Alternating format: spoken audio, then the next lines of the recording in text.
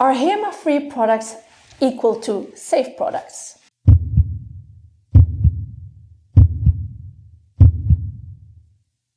Not necessarily, because a product which does not contain HEMA will of course be more suitable for clients who have a specific allergy for this specific ingredient. But it is the complete formulation that is important when you determine the safety of a product. And this will be also the other acrylates or any other ingredient in the product containing, for instance, acids or even the pigments that are used, also impurities that can exist coming through other ingredients that you have used.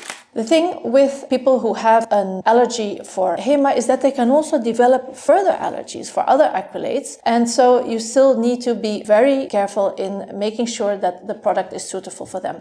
And I would say the big advice is make sure that you avoid creating allergies with anyone.